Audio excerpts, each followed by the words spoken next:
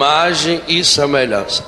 E como o encardido não gostou dessa história, o que ele procura fazer?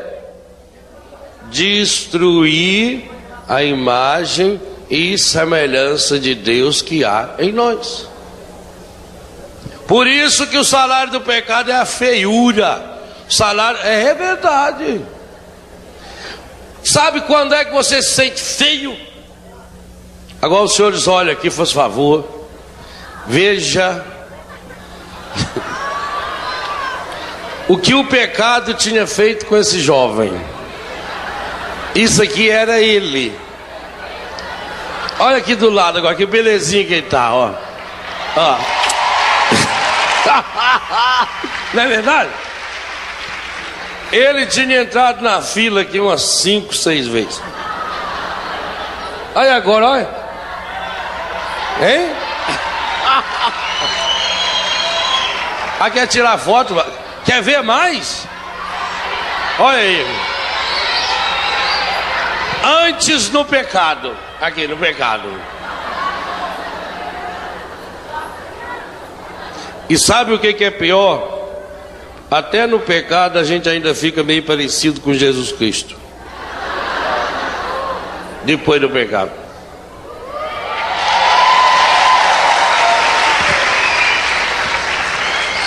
Ele fez a experiência de jogar aqui na frente. Há um ano atrás. Então a primeira raiva do encardido, o ser humano, imagem e semelhança de Deus. E qual é a segunda raiva do encardido? Terrível. Nós acabamos de ler. O verbo honrar na Bíblia, ele só pode ser usado para Deus. O verbo honrar não pode ser usado para rei, nem para príncipe, nem para imperador, nem para o sumo sacerdote, para ninguém. É um verbo exclusivo para Deus. Qual é a única exceção? Êxodo capítulo 20, Deuteronômio capítulo 5, repetido aí em Efésios capítulo 6. A única exceção que a Bíblia faz com esse verbo. Por quê? Porque honrar é prestar um culto de veneração. É adorar. E essa é a maior vontade do encardido. Na tentação de Jesus, o que ele pede para Jesus? Eu te dou o mundo inteiro. Aí já vê que ele é mentiroso, porque ele não tem nada para dar. Como é que ele pode prometer alguma coisa? Se você agora prostrado me adorar. Agora ele fica imaginando, o encardido pensa, como? Além de ter feito o homem e a mulher, imagem e semelhança, coloca aí uma graça, a graça do sacramento, a graça da família, e o ser humano agora, além de ser imagem e semelhança de Deus, deve receber por parte dos filhos da família um culto quase que de adoração a Deus. Meus irmãos, em outras palavras, a Bíblia equivale a família à divindade. Isso é sério. Tão sério que Deus assume a condição humana, habitando um lar, tornando-se também uma família. É por isso que o encardido tem ódio e raiva da família. É por isso que a nova era tem uma grande meta: destruir a família. E o encardido, infelizmente, está conseguindo fazer isso, destruindo esse laço aonde estão as nossas raízes. E como é que ele começa a fazer isso? Primeiro, amarrando as coisas pecaminosas dentro, vai criando no seu coração mágoa, ressentimento contra o pai, mágoa, ressentimento contra a mãe, falta de tempo. Ele vem, a nova era prega o ser humano no sucesso total, o ser humano que tem que ter, o consumismo que faz com que a pessoa valha por aquilo que ela tem e não por aquilo que ela é. Então na família já começa todo mundo a trabalhar. Nós temos que trabalhar, levanta cedo, estuda de noite, todo mundo trabalha, e não tem tempo mais de sentar junto, de rezar junto, de partilhar junto. Não, vão virando um grupo de famílias, ilhas, e não família. Gente dentro da casa que não se conhece mais. A nova era, o encardido nessa luta contra a família começou já tem tempo. Na luta contra a família, a primeira ideia que o encardido começou a passar: tem que diminuir o número de filhos. E conseguiu isso através de campanhas do governo, através dos meios de comunicação, que são duas armas poderosas do encardido. Eu vou falar daqui a pouco. Eu vou falar coisa séria aqui, hein? Não me incomoda, não. O encardido, através dos meios de comunicação e de leis, já foi incutindo na cabeça das famílias. O importante é ter. E para isso precisa diminuir o número. E começa a evitar filhos. A igreja vai sendo inclusive considerada muito retrógrada. Onde já se viu? A igreja não pode interferir no ato da liberdade. O homem e a mulher é dono do seu corpo. Tem quantos filhos tenham tantos filhos quantos desejarem ou puderem ter. Você não pode ter muito filho, você tem que ter um, no máximo 2, quem sabe 3, porque você tem que dar a melhor roupa, o melhor sapato, você tem que dar um estudo, você tem que deixar herança, você tem que deixar isso, deixar aquilo. E aí vai criando necessidade no jovem, criando necessidade na criança, criando necessidade no adolescente. Vai se criando uma mentalidade da nova era, uma mentalidade consumista, uma mentalidade encardida. E tudo isso para não ter tempo de dar amor. A família vai se tornando uma sociedade, um grupinho de 2 ou 3 pessoas, aonde não se tem amor, aonde não se tem Deus. Mas o encardido não está feliz. Além dele criar essa nova religião, eu já disse, na minha concepção, nova era é a religião do encardido, é a religião do eu, é a religião que faz com que você esqueça que nós pertencemos a um povo. Aliás, gente, se há uma grande lição do cristianismo, que cada dia você precisa aprender isso: cristianismo é a religião do nós. Nova era a religião do eu. Eu consigo isso, eu pelo poder da minha mente, eu compro umas pirâmides, sento lá embaixo e eu mentalizo, eu. Você é o centro do universo, é a sua felicidade. A nova era prega. Você quer transar? Imagina, você que escolhe a sua felicidade. Não importa se você quer transar com homem, com mulher, com criança, com cavalo, tanto faz, é a sua felicidade. É eu. E isso vai infiltrando dentro da igreja. As pessoas começam a rezar só no singular. Ó, meu Senhor Jesus, eu quero isso. Meu Deus, eu preciso disso. Ó Senhor, eu preciso disso. E eu vou dizer uma coisa a vocês muito séria. Toda a oração feita no singular, Deus não escuta. Essa oração do egoísmo, o meu, Senhor, arruma meu emprego, minha mãe, eu. A gente põe aqueles balainhos de oração lá em Betânia, quando a gente abre os pedidos para ler, só tem meu.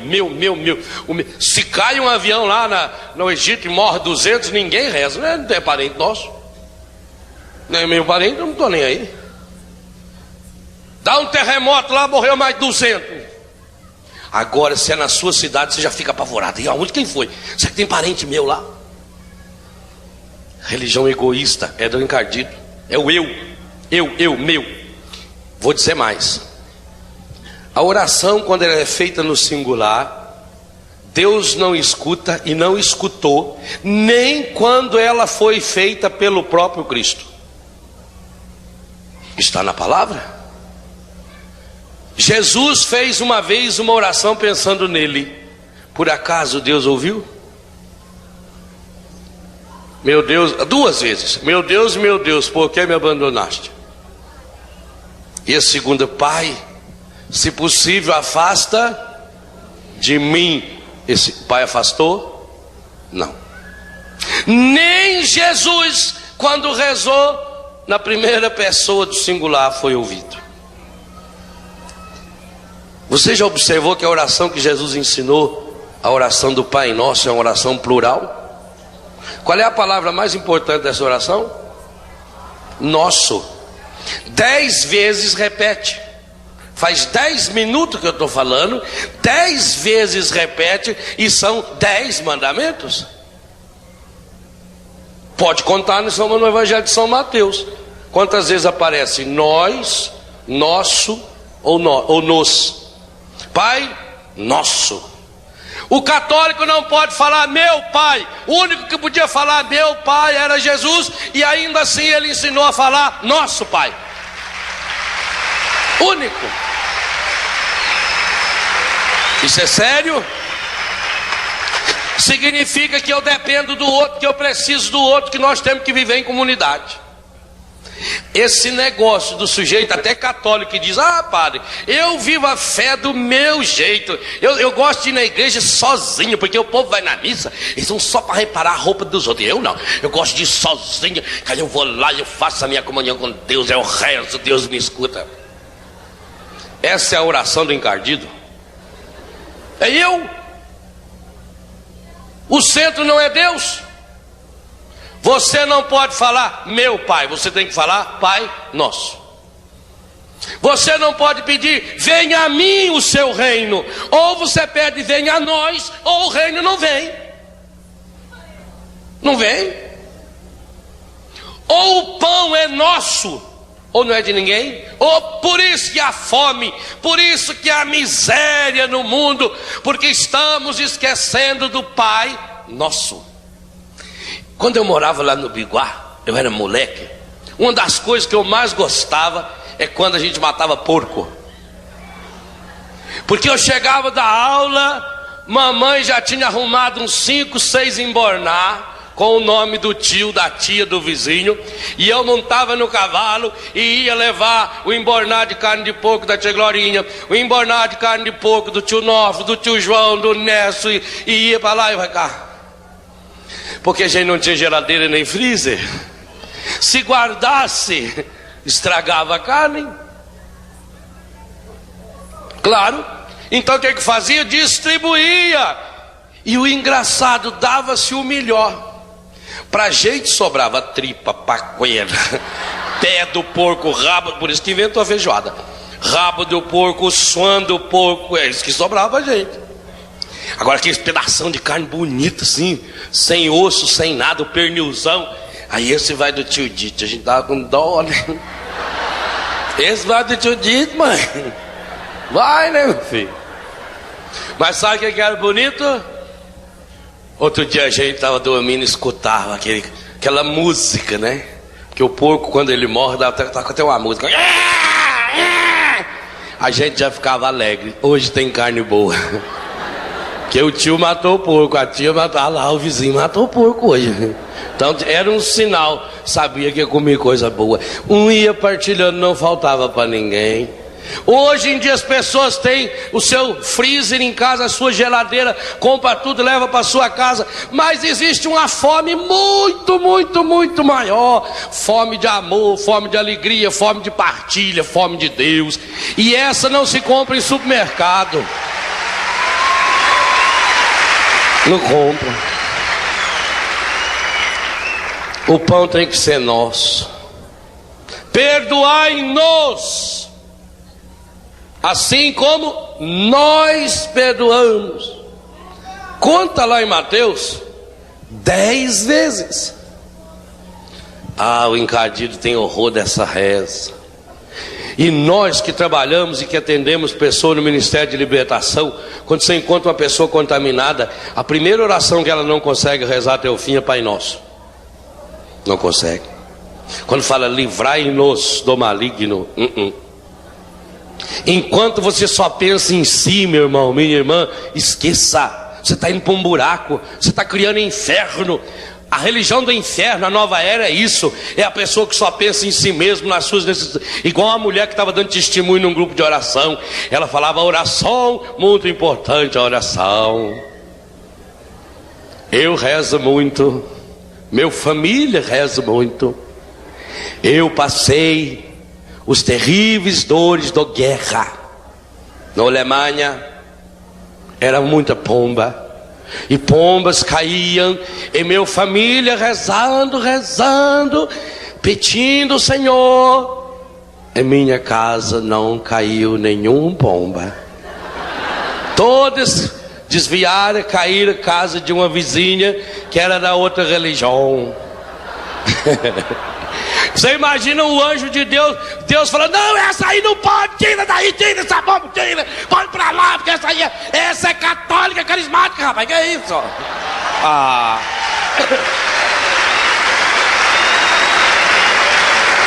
Não é verdade? É um absurdo. Mas é assim que a gente faz nos grupos: cura meu marido, cura minha avó. A renovação tem que orar pela cura dos doentes, porque quando todos nós começamos a rezar pela cura dos doentes, chega ao céu um monte de oração de cura por todos os doentes, e aí o milagre começa a acontecer. Agora quando você pensa só para você é fraquinho. A união não faz só açúcar, não. A união faz a vida mais doce. E é isso que nós precisamos aprender. Mas o encardido tem raiva disso. O encardido tem raiva da família. Então o encardido veio preparando junto com a nova era. A nova era é a religião do encardido. E vocês vão entender por que já já.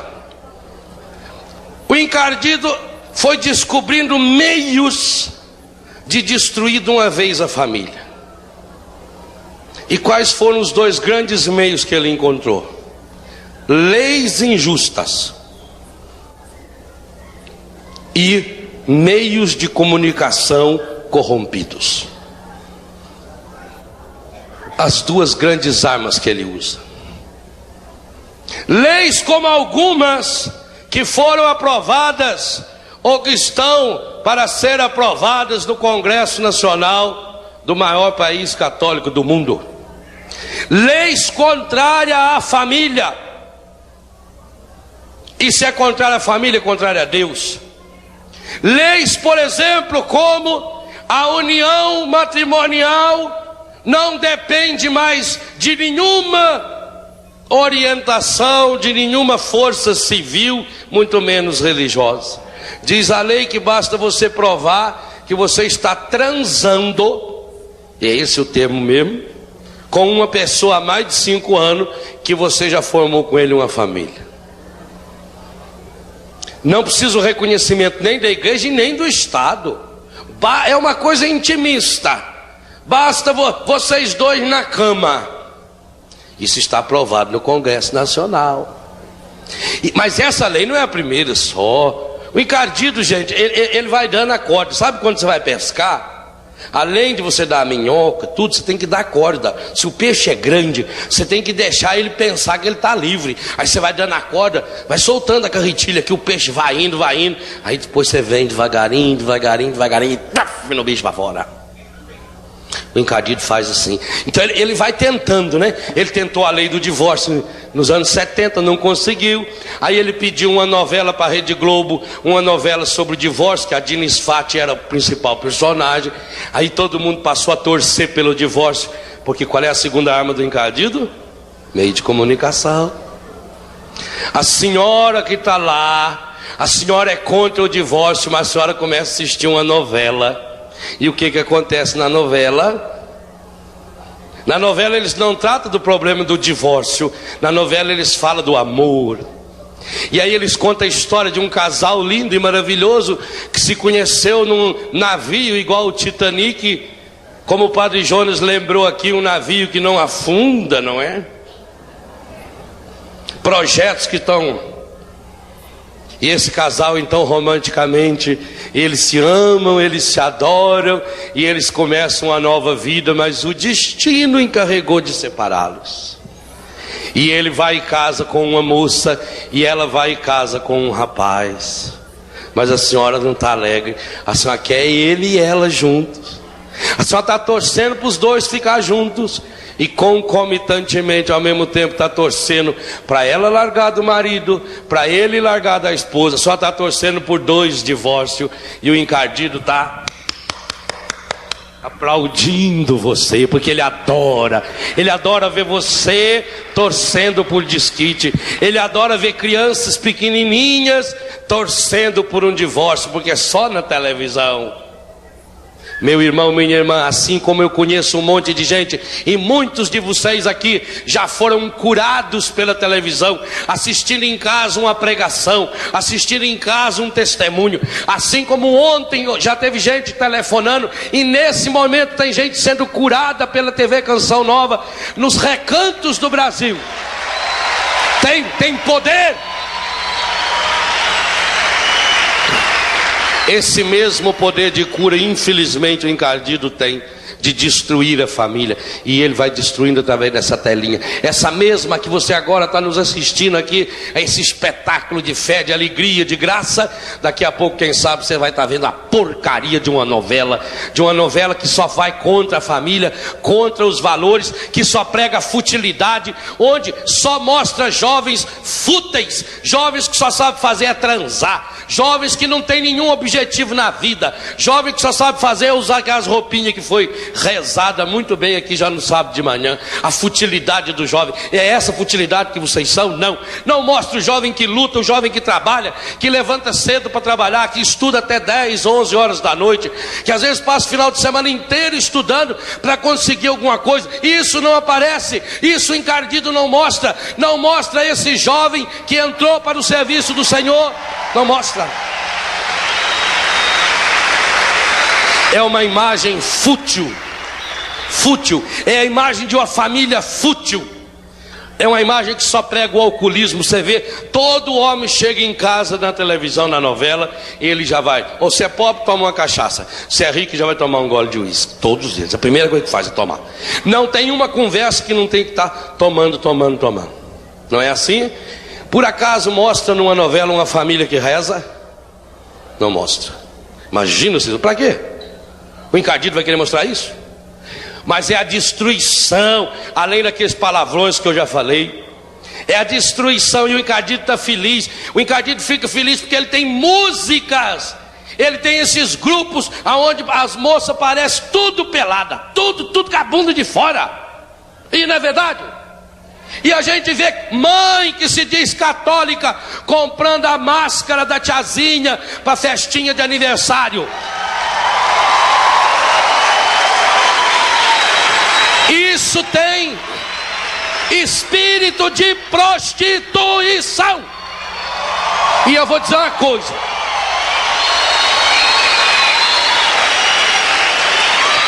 nós temos que ter coragem de denunciar. A Bíblia diz: denunciai abertamente as obras das trevas. Porque eles nos ofendem dia e noite. Eles só apresentam lá a figura de um padre. Qual é a figura do padre que tem nessas novelas? Sujeito frustrado, sem vergonha, safado. Ou um sujeito que só sabe fazer é beber, é jogar. Um sujeito frustrado na vida. Qual é a ideia que eles apresentam de moça na televisão que vai ser freira? Aquela moça bem feia que não arrumou namorado.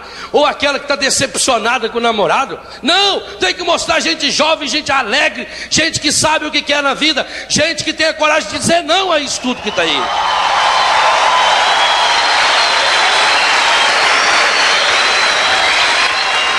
Gente, o encardido é terrível. Eu falo da raiva que eu tenho dele. Pega um sábado de tarde e liga a televisão, programas da televisão, onde eles levam as crianças pequenininhas, Eu não posso imaginar que uma mãe em sã consciência faz uma roupinha para a menininha de 3, 4 anos, já mostrando a bundinha da menina, a barriga de fora já. Tá certo, gente? Quem que vai ter maldade de olhar para uma criança de 4, 5 anos, só se for um retardado, um tarado mesmo? Mas vai acostumando, vai identificando. E eu não posso me conformar. Eu não posso me conformar de ver de festinha de aniversário, como eu já vi de 3 meninas de 7, 8 anos de idade, que cada uma foi lá, pegou uma garrafinha e fez a dança da garrafa, e o pai e a mãe achando a beleza. Ai, que belezinha dançando. Isso aí é estupro sexual usando um objeto, gente. Isso é um disparate, uma vergonha.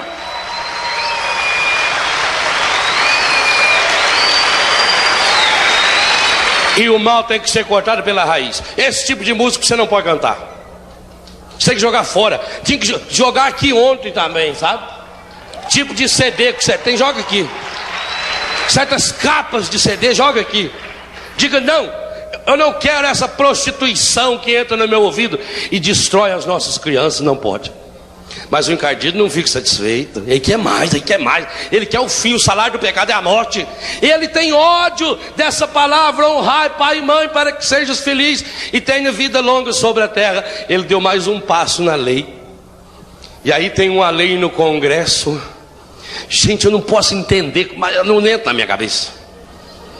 Que uma deputada aí, não vou nem falar o nome dela, que é propaganda e ela não merece. E nem o partido dela, bem que não merece. Que apresentou o projeto de lei casamento dos homossexuais. Está no Congresso do Brasil. Olha, gente, nós convivemos com homossexuais. Nós temos lá em Betânia um menino que foi travesti. E eu vou trazer ele na tenda em breve, porque ele luta, ele está num testemunho lindo. Ele não foi para lá só para vencer a droga, não. Ele foi para lá para vencer o espírito de homossexualismo, que nem aquele menino que ontem mandou o papel e queimou. E pode ter certeza que Deus escutou a sua oração, meu irmão. Pode confiar nisso, você não vai ter mais esse espírito medonho em você, não. Então nós sabemos a luta. Esse menino luta, é um menino maravilhoso. Maravilhoso, mora lá em Foz. Eu vou trazer ele na tenda ainda, vocês vão ver esse testemunho. Vai ter um testemunho muito lindo, porque era de um travesti que vivia na rua, que vivia prostituição na rua, e que está lá firme, com tentação sim, mas lutando porque ele não quer. Nós sabemos que quem tem essa doença, ou seja lá o que for, né, esse problema, ou essa escolha que seja, nós sabemos disso, que são pessoas que sofrem.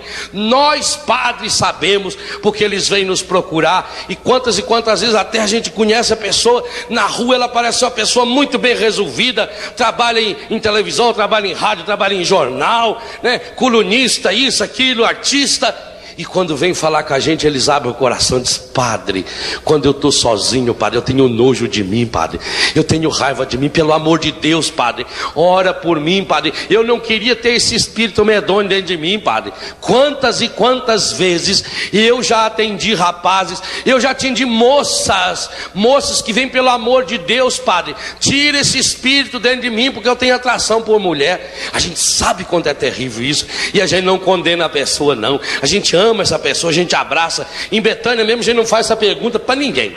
Não interessa se é homossexual, se não é. Agora daí havia uma lei para defender casamento de homem com homem, mulher com mulher. Isso é palhaçada. Isso é uma piada. A senhora imagina, seu filho chega para a senhora e diz: mãe, eu vou casar. Meu filho, até que enfim. E com quem é, meu filho? Mãe, só conhece aquela moreninha que trabalha na padaria? Ah, é linda. É irmão dela. É feio demais. É feio demais. Mas um encardido não está feliz. Ele quer mais. Ele, por exemplo, conseguiu aprovar uma lei aqui no Brasil. Não pode ter uma lei mais nojenta. Não pode ter uma lei mais hedionda. A lei do aborto feito nos hospitais públicos, pago pelo dinheiro do povo. Gente, está na hora da gente dizer um basta. Aí esse grupo do governo que pega o dinheiro do imposto enquanto tem gente passando fome, enquanto tem gente que não tem educação, não tem acesso a nada, aquela miséria do desemprego, e eles desviam somas horrendas e vultosas para patrocinar projeto do estilo camisinha. Ontem um monte daquelas camisinhas que vocês jogaram aqui, estava escrito atrás assim: venda proibida, distribuída de graça pelo governo. É como se o governo falasse assim: olha, vocês ladrões, vocês tomem muito cuidado, porque agora está cheio de polícia e a polícia tem revólver. Então vocês roubem-se, mas com cuidado. Coloque antes um colete salva-vida, senão vocês poderão levar um tiro da polícia e morrer. E nós não queremos que isso aconteça. Continuem roubando, mas use colete salva-vida. É isso que a polícia faz, atira. É isso que o poder público faz, distribui esses preservativos, diz: usa, transa à vontade, faz o que quiser, mas nossa, caia na gandaia, mas cuide, porque senão você pode correr o risco. Porque olha, em outras palavras, o governo, cada vez que vem na televisão fazer propaganda da camisinha, ele está dizendo assim: o salário do pecado é a morte. O salário do pecado é a morte. É isso que ele está dizendo. Mas ele não fica satisfeito com isso. Aí cria essa lei terrível, a lei do aborto. Gente, eu não posso entender como é que uma pessoa em sã consciência pode ser a favor do aborto. Outro dia eu assisti uma cena lá em Betânia que me matou o coração e eu chorei junto. Eu cheguei na terça-feira, que eu saio daqui à noite, na segunda vou a São Paulo, lá pego um avião e vou para Santa Catarina, toda terça. Aí eu vou dar a minha caminhada, rezar o meu texto, preparar o sermão da missa, e eu vou vendo meus bichos. E eu me sentei num pedaço de pau deitado lá assim, e fiquei olhando os cabritos e as ovelhas. E eu vi do lado de baixo uma ovelha grandona que chorava, gente. E ela esticava assim o pescoço, e ela chorava, esticava o pescoço e chorava. E eu cheguei perto, um filhote dela tinha morrido. Que cena terrível. E a mulher faz aborto. Lá em Betânia nós temos as galinhas menores do mundo.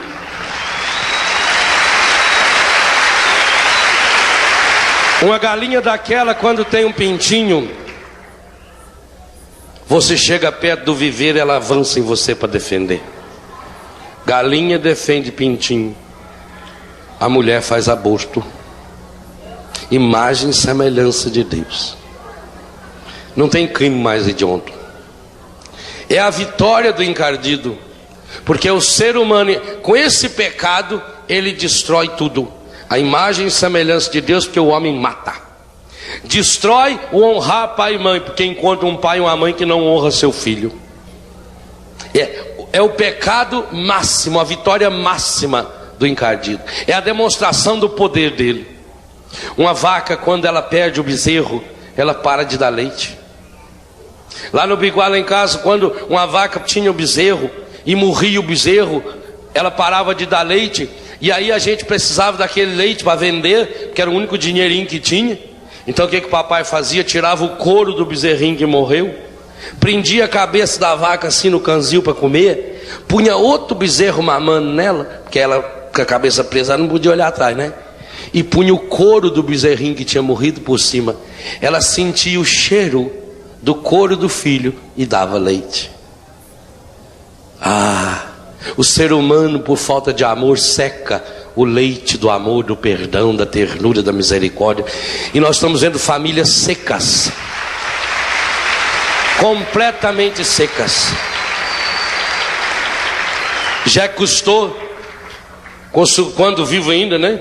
Ele com aquelas equipes dele, a francesa e a inglesa, fazendo aquelas pesquisas nas selvas, quando se reuniram, descobriram uma coisa interessante e ficaram se perguntando, porque tinham encontrado gorilas fêmeas mortas, aquelas macaconas, e ela tinha o pulso cortado.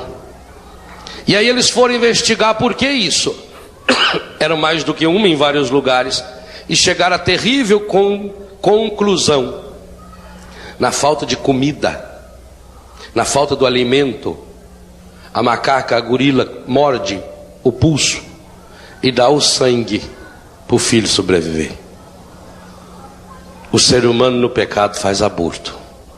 Não falem, gente, por aí que o ser humano descende do macaco. Pode ofender o macaco. Não. É isso que o encardido faz. O encardido pega a imagem e semelhança de Deus. Essa imagem e semelhança de Deus elevada à perfeição, que é o homem e a mulher, que quando se unem no sacramento do matrimônio, na relação sexual, formam um só corpo, uma só carne, com a bênção de Deus. Coisa linda, coisa maravilhosa. O encardido pega isso e vai distorcendo, vai destruindo assim, igual quando você pega uma coisa de raiva, você vai deformando, pisando e rasgando. É isso que o encardido faz. E aí ele mostra para Deus aqueles trapos. E nós estamos vendo trapos porque no Brasil, segundo a Organização Mundial da Saúde, acontece de 3 a 5 milhões de abortos por ano. 3 a 5 milhões, 400 mil mulheres morrem em consequência do aborto, gente. Uma vez uma moça me procurou, ela tinha um filho de 3 anos e estava grávida. E ela disse: padre, eu vim pedir ao senhor, mas eu vou fazer o aborto. Eu não posso, o pai não quer cuidar da criança, ele não aceita, padre. Minha família não aceita, eu estou desempregada. Eu vou matar, não tem outro jeito, padre. Eu disse: filho, então nós vamos fazer o seguinte. Aonde está o maiorzinho de 3 anos? Tem em casa. Então hoje de tarde você traz ele aqui, que nós dois vamos matar, é ele. Ela regalou o olho. Falei: sim, filho, é menos pecado. Primeiro que você vai partilhar comigo o pecado, é só meio para você e meio para mim. Segundo, filho, porque ele tendo 3 anos, ele já viveu. Pode ser que na hora que nós dois for dar um tiro nele, alguém entra aqui na minha sala, abre a porta e a criança salva. Pode ser ainda que na hora que você vai dar o tiro, o menininho sai andando, sai correndo. Pode ser que a arma falha, pode ser que a mão da gente treme. Então ele tem pelo menos umas 10 chances de sobreviver. Agora o que está na sua barriga não tem nenhuma chance. Aí ela começou a chorar. E não tem. E vocês, rapazes e homens, que se acham muito macho, que são homem, e homem tem que sair por aí transando com todas. Há uma palavra muito linda para você. Os filhos de uniões ilegítimas, está na palavra de Deus, serão juízes de seus pais no juízo final. Está lá. É muito fácil para o homem. Não, bem, eu te dou dinheiro, vai lá fazer o aborto. Homem, coisa nenhuma, pedaço de homem. Isso não é ser homem.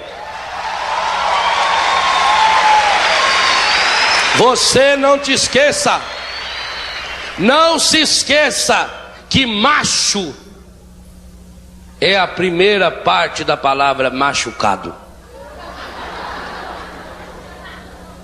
E é isso que faz com que muitos sejam machucados. A sua sexualidade não é para ser jogada nesse lixo, não. Agora pensa um pouquinho. Tem crime mais terrível, mais hediondo do que o aborto. Quando eles enfiam, tem uma opção de jeito de fazer aborto. O encardido, ele é muito criativo. Ele inventa jeito. Por exemplo, dá uma injeção na mulher com veneno, o neném morre e sai. Ou se não, enfia um canudinho assim pelo canal, vai lá dentro do útero, e por dentro vai uma lâminazinha que vai retalhando a criança. Ou se não, eles dão um veneno e depois colocam um aparelhinho da mulher que chupa e vem moendo tudo, cabecinha, olhinho, essas coisas. Já sai tudo empacotadinho no saquinho plástico e vende para fábricas de sabonete e de shampoo. Está no livro Bebês para Queimar, a Indústria do Aborto na Inglaterra. Quando eu falo as coisas, não penso que eu inventei, não. E se eu inventei, eu vou até o fim também. Olha, isso aí tem provas.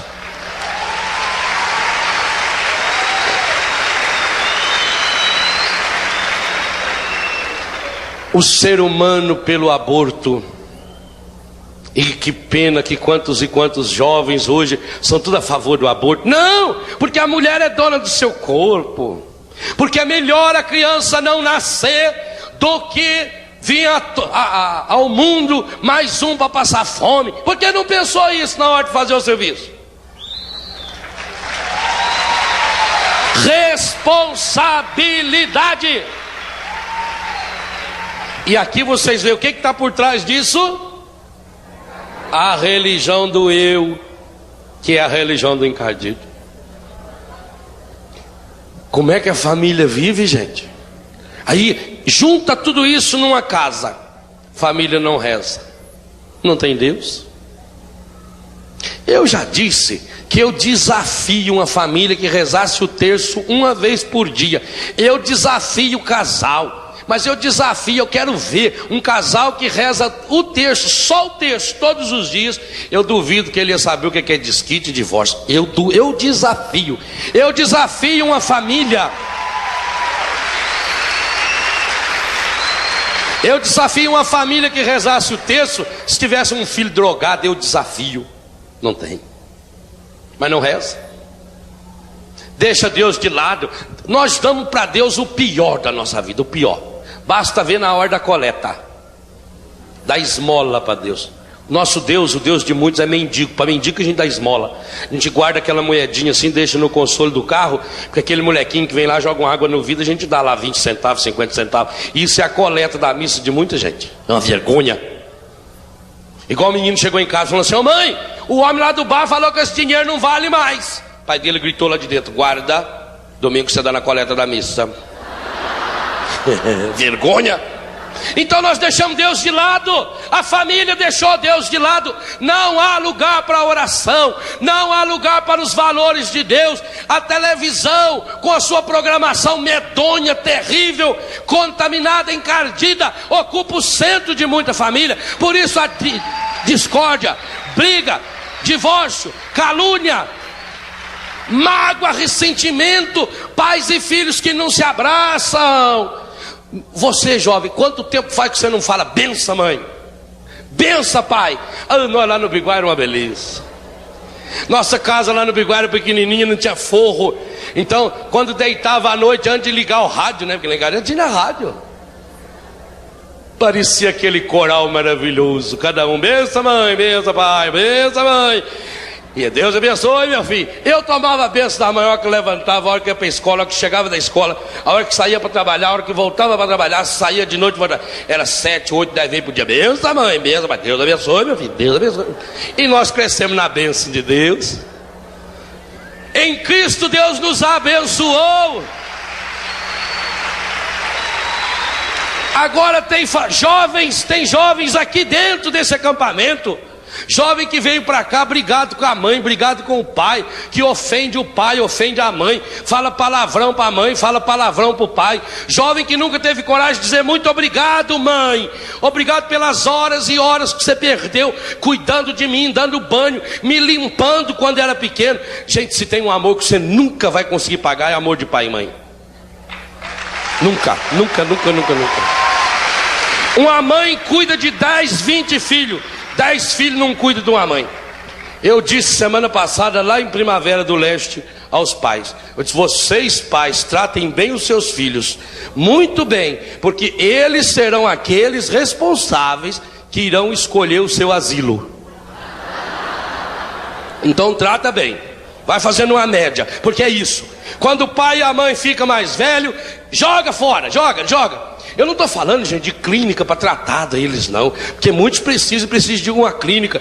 E o melhor lugar é ir para uma clínica. Mas quando você internar o seu pai e sua mãe numa clínica, e por necessidade, porque pela doença, um problema mental, um problema físico, tem que ficar internado, seja uma presença diária lá, ou o mais frequente possível. Leva o seu abraço, leva o seu beijo. Porque o que faz um abraço e um beijo não tem médico no mundo capaz de conseguir, não tem remédio que consiga. É isso que falta na família.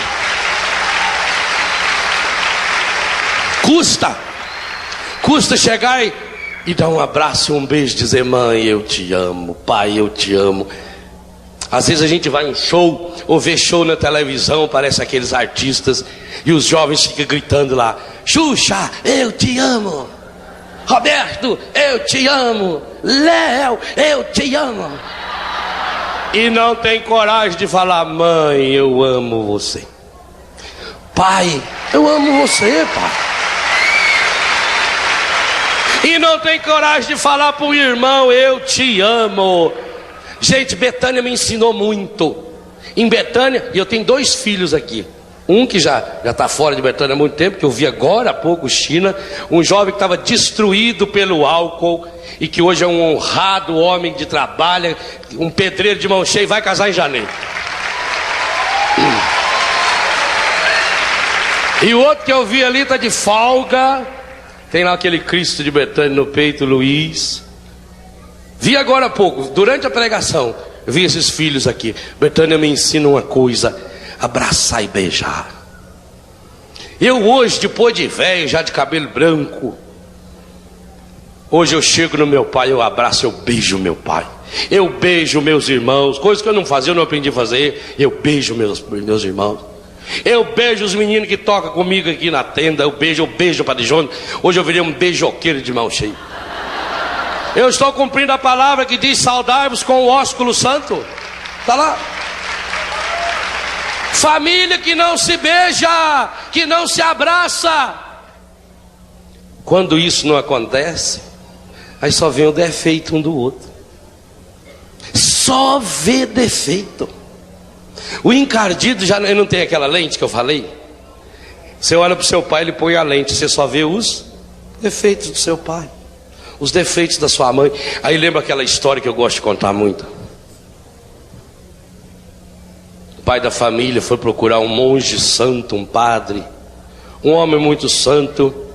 Esse homem tinha o dom da cura, esse homem tinha o dom das visões, palavra de ciência. E ele disse: seu monge, eu vim procurar o senhor porque a vida na minha família é um inferno. Tudo dá errado na minha casa. Nós estamos passando crise, dificuldade financeira. A minha mulher, eu acho que é a pior das mulheres que já nasceu na terra. Uma mulher ruim. Meu filho mais velho, o seu padre, se o senhor ver ele, parece aquela foto que nós vimos aqui antes. Ele tem um cabelo enorme, aquela barba sem fazer. Toca saxofone, toca flauta, vive tocando nos botecos por aí. Bebe, que é uma coisa medonha. Pinguço. Tem brinco até na mamica. A minha filha, bonita minha filha, mas se eu ver a roupa que ela usa, as saias que ela usa, aqui assim é um decote tão grande que chega a parecer metade daqueles morrinhos aqui. E o caçula, meu Deus, o meu menino caçula está com 12 anos, já foi expulso de 3 colégios. Fuma maconha e cheira cocaína. Eu acho que ele chega até a cheirar maconha e fumar cocaína na hora que ele está meio atrapalhado. E agora está fazendo mais ou menos uns 6 meses, a minha sogra veio morar lá em casa. Tem desgraça maior numa família? E para completar, vou falar a verdade para o senhor, eu gosto de tomar um golinho de cachaça. Pronto, está completo. Aí o monge falou: senhor, senta aí, pôs a mão na cabeça dele, ficou: o Senhor está me mostrando, meu irmão, uma coisa muito... O senhor levanta e vamos conversar. O Senhor está me mostrando uma coisa muito grave. Deus está me mostrando uma coisa séria. E o que é, o senhor monge? Deus está me revelando que dentro da sua casa tudo vai mal. E que tudo vai mal porque vocês estão cometendo dentro da casa de vocês o pior pecado da face da terra. O homem regalou o olho e falou: com quem é? O senhor fala que eu matei ela e matei. Que isso, meu senhor? Como é que é o nome do senhor? Onde você viu isso? O senhor pensar uma coisa dessa?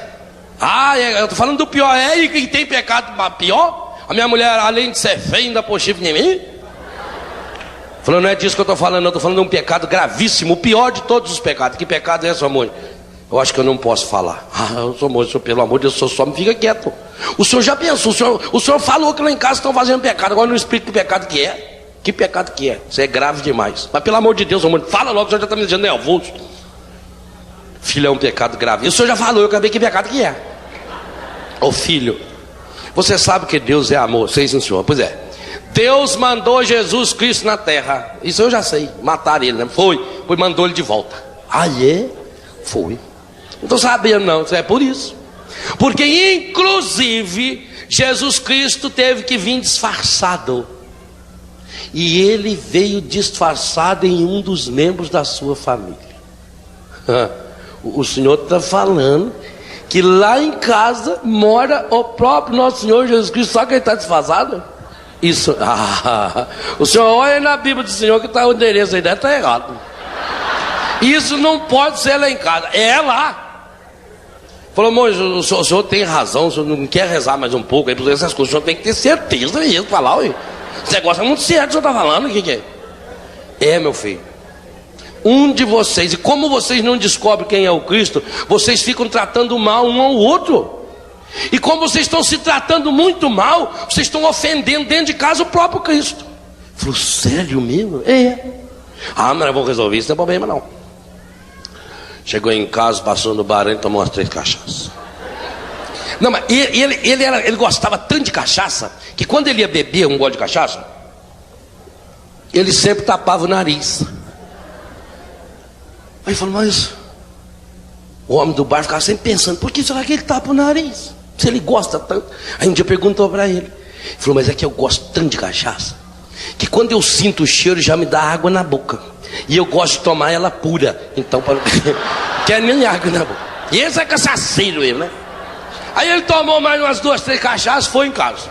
Reuniu a família toda. Falou, gente, eu tive essa tarde um encontro com o sou monge, um homem muito santo, muito certo, muito severo, muito correto. E dentro da legalidade da sua profissão, esse monge que tem lá as suas visões espirituais, metafísicas, parabólicas, e esse monge falou que houve um problema, que esse problema tem a ver com o problema na nossa casa, na nossa família. Esse monge chegou a falar para mim, eu estava lá e eu via falando para mim, que o próprio nosso Senhor Jesus Cristo voltou, ele está de volta no mundo. E que ele está de volta, ele é disfarçado aqui. Um dos 6 aqui em casa é ele. E que enquanto nós não descobrir quem é ele, nada dos problemas nossos vai a resolver. Então de hoje não passa. Quem é aqui o Cristo disfarçado? Que se apresente agora.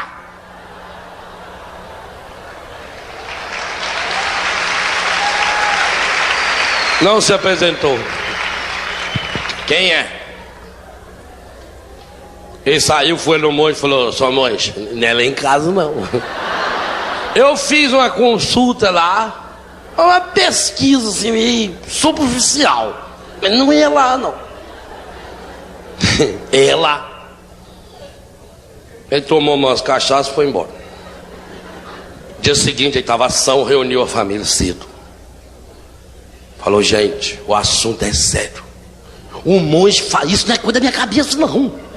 Um homem falou, ou se quiser vocês podem lá perguntar para ele falou, um aqui em casa é o Cristo, quem será que é, gente? Se nós não descobrirmos, não se resolve os problemas da nossa família, quem é? Aí o menino mais novo falou assim, ô pai, eu estava pensando o que o senhor falou, eu estou achando que é a avó. Aí o homem ficou fera, o quê? Ô, meu filho, você cala essa boca, meu filho. Nossa Senhora, perdoa a blasfêmia dessa. Ô menino, você olha bem que você está falando uma bobagem dessa, velho? Como é que pode ser sua avó? Uma anta dessa? E olha, o tanto de raiva que eu tenho dessa mulher, meu filho. Ô filho, eu quero que você aprenda uma coisa desde pequeno. Sogra, filho. Sogra a gente deve gostar igual a gente gosta de cerveja. Geladinho em cima da mesa. Aí a menina falou, então vai ver o pai. Aí foi a vez da sogra, deve de ser. Não, eu fico olhando para a cara dele, eu fico imaginando Nosso Senhor nessa cara. Nossa Senhora. Jesus era pinguço. Jesus era um homem dessa qualidade, sem vergonha, um homem que não dá atenção para sua família, um homem mal educado, um homem que só sabe de ofender os outros. Isso aí é Nosso Senhor Jesus Cristo. Isso que é uma blasfêmia. Então vai ver a mãe, minha Nossa Senhora, o filho. Você pensa bem se no mundo, por acaso, a cruz de Nosso Senhor era feito de cabo de aço? Como é que vai achar uma cruz que aguenta uma baleia que nem sua mãe, rapaz? Só se a cruz foi de ferro. Olha, sua mãe só sabe fazer reclamar e comer, comer, reclamar e comer. Meu filho, Nosso Senhor Jesus Cristo curava todas as doenças. Sua mãe, ela tem tudo quanto é doença. Não é sua mãe. Então vai ver. É o filho mais velho, o Antônio. Vai ver o Antônio, com aquele cabelinho bonito dele, aqui a barra. Deve de ser, filho. Inclusive, você olha bem na cruz, o Cristo crucificado deve parecer aquele brinco pendurado na mamica. Isso é uma ofensa a Deus, vocês falar um negócio desse, rapaz. Olha pra cara dele, um rapaz de pinguço puxou o pai que só sabe beber. Agora fica com esses negócios pintados, esses desenhos, tem desenho de caveira na barriga dele, rapaz. Onde você viu isso? Só sabe fazer tocar baile a noite inteira. Então vai ver que a menina, deve ser, deve. Nossa Senhora Aparecida. Gente, tem vassoura maior do que a sua irmã? A roupa dela pode até ser semelhante à roupa que o Cristo estava na cruz. Só a única semelhança. Vocês estão ofendendo a Deus com esse negócio. Então é o Juninho. Deve ser o Juninho. Deve ser ele mesmo. Porque inclusive Jesus, com 12 anos, vivia discutindo com os doutores. Essa pequena anta em forma de gente, que só sabe fazer cheirar maconha, comer cocaína e beber cachaça. Já foi expulso de 3 colégios. Deve ser o Cristo, deve ser. Vamos acabar com essa história aqui. Eu vou lá conversar com o monge. Sou monge. Nós fizemos uma averiguação completa lá em casa. Levantamos todas as informações possíveis e impossíveis, dados cadastrais, e chegamos à conclusão: não é lá em casa. O monge falou: é lá. Ai, meu Deus. Aí voltou falando assim: ai, filho, o monge é cabeça dura mesmo. E ele falou que é aqui em casa. Aí o menino falou assim: ô pai, e eu tava pensando, pai, e se for a avó, pai? Falou: filho, eu não quero nem pensar nisso, filho, porque se eu chegar no céu, eu descobri que a minha sogra é o próprio Nosso Senhor Jesus Cristo, eu não tinha ouvido, filho. Filho, o tanto de raiva que eu tenho dessa velha, filho. É, pai, mas se for ela, nós temos que tratar melhor ela, pai. Fazer o que, né? O sacrifício da vida eterna. Você não viu o Padre Jones falar que no começo é uma alegria e depois vem os problemas? As provações, né? Vamos, o Cristo morreu por nós. Que custa eu amar minha sogra? No dia seguinte ele levantou cedo, pegou uma bandeja, pôs um pouco de manteiga, uma xícara de café com leite. Ela estava deitada com aquele camisolão, tendo o piano assim na cabeça. Bateram. Minha sogra, só dá licença. Falei: entra. Eu vim trazer aqui um café para a senhora. Ah, é? Bebe um gole primeiro. O que eu vou beber? Aí ele bebeu um gole, ela também. E aquele negócio começou a tratar melhor a velha também foi tratando melhor ele. Mas eles não tinham certeza, podia ser o pai, podia ser a mãe, podia ser um filho, podia ser qualquer um outro. Começaram a tratar melhor um ao outro, com mais carinho, com dificuldades, sem dúvida, com problemas, toda a família tem, mas rezando junto, se perdoando. E foi mudando aquela família que dizia que era um inferno. 6, 7 meses depois parecia um céu. já não tinha tanta dívida, porque eles se uniam para pagar as dívidas. O pai já não bebia tanto e nem ficava no bar, porque ele saiu do serviço e ele queria vir para casa. Aquela menina já usava umas roupas mais decentes e nem saía mais para a rua para namorar tanto, porque agora ela podia deitar no colo do pai, que ela tanto queria, aquele cheiro de pai que ela sentia, a necessidade. Os meninos já não usavam tanta droga, até já tinha cortado o cabelo, inclusive chegaram aí fazer acampamento da Canção Nova, começaram a mudar a vida deles, porque algo novo estava acontecendo.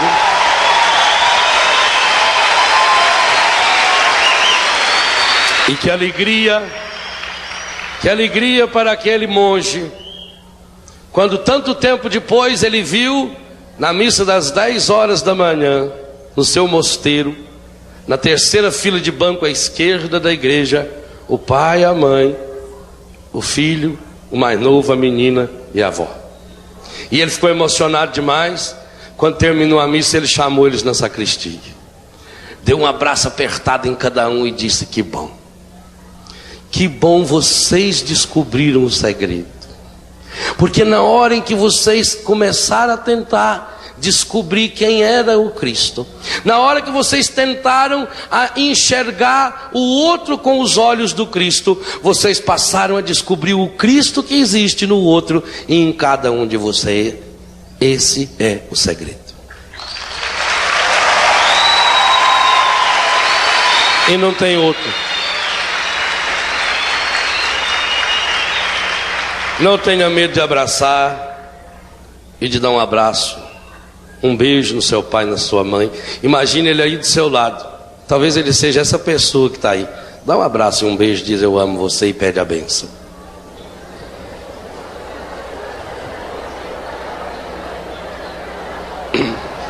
E pede essa bênção de pai, de mãe.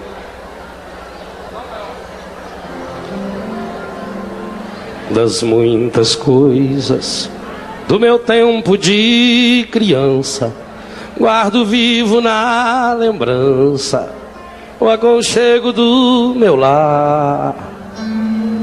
No fim da tarde, quando tudo se aquietava, a família se ajuntava lá no alpendre a conversar. Meus pais não tinham nem escola, nem dinheiro. Todo dia, o ano inteiro, trabalhavam sem parar. Faltava tudo, mas a gente nem ligava.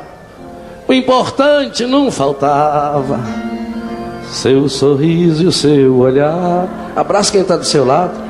Oh, oh, oh, oh, oh. Cadê o coral aí? Oh, oh, oh, oh. Eu quero ouvir você assim. Oh, oh, oh, oh, oh.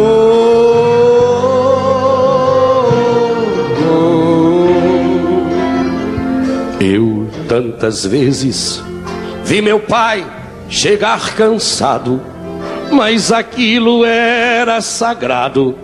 Um por um ele afagava e perguntava quem fizera estripulia.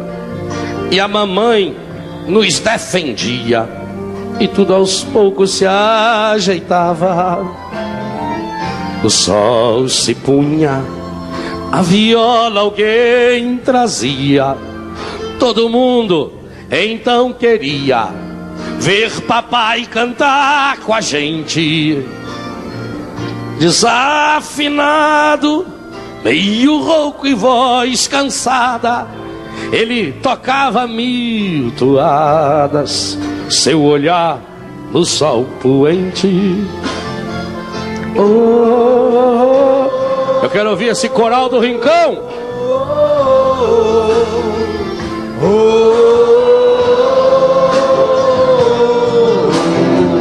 Fica em pé abraçando e cantando. Oh, oh, oh, oh, oh, oh. Que bonito. Você que está lá fora também. Benção, mãe. Correu o tempo e hoje eu vejo a maravilha de se ter uma família quando tantos não a têm. Agora falam do desquite ou do divórcio. O amor virou consórcio, compromisso de ninguém. Há tantos filhos que bem mais do que um palácio gostariam de um abraço e do carinho entre seus pais. Se os pais se amassem, o divórcio não viria. Chama isso de utopia. Pode ser diferente, pode não. Se a gente achar Jesus, eu a isso chamo paz.